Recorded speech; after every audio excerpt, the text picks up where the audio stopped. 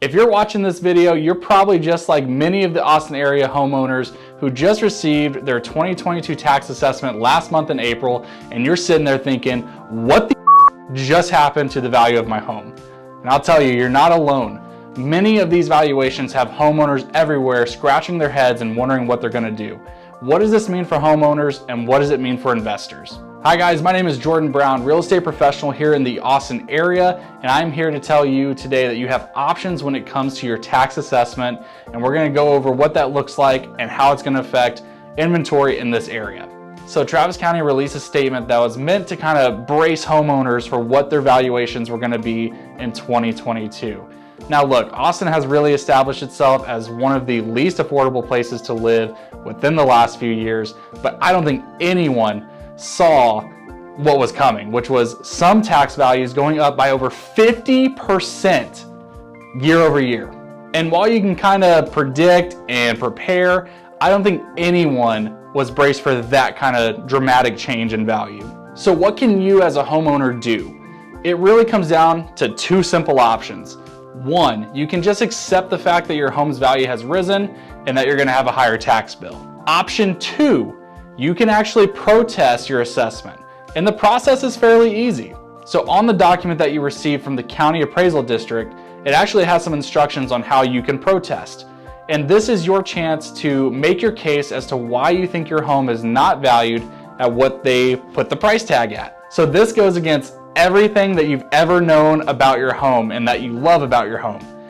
When you're doing the protest, you're gonna want to kind of look at the things that detract value and maybe that aren't so favorable about your home. Depending on who you get paired up with, they may even allow you to look at comps up to a year ago that support that lower valuation. And the process is so easy.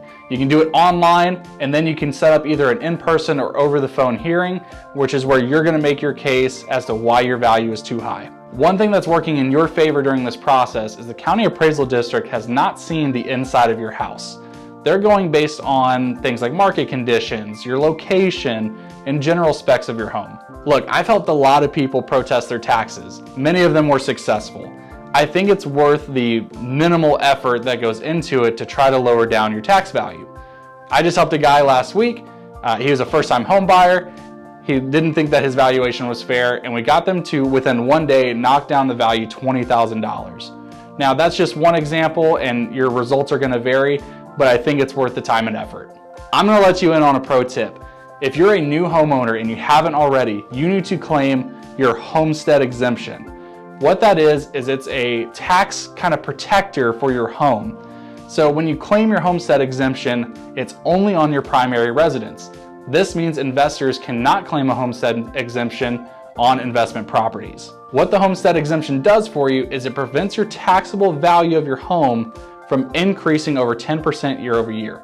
You can understand how that is a huge value for new homeowners. So what's even cooler is they made a change. You used to have to wait one whole year or one taxable year to be able to claim your homestead exemption. Now, you can claim it for the year that you purchased, which is awesome. Obviously, a lot of people are gonna be affected by that higher tax valuation. And maybe it's unaffordable now. And that's whether you're an investor or a homeowner. So maybe it's time to put your house on the market. Or you just need to rethink that strategy. Many investors who lease out their property are probably gonna pass on that cost to their tenants. Depending on how you look at it, this is both a good and a bad thing. It is unfortunate that the Austin area has become so unaffordable to many homeowners, many of which have grew up in this area and are now being kind of pushed out. The good news for buyers who are trying to get into this area, that could mean more inventory. If you found any of the information in this video useful and you want to stay up to date with market information, buyer or seller videos, I have a full library on my channel. Go ahead and hit the subscribe button, hit the like button. It's a free, easy way on how you can support the channel. Take care, guys. Peace, love, and Texas. Catch you in the next one.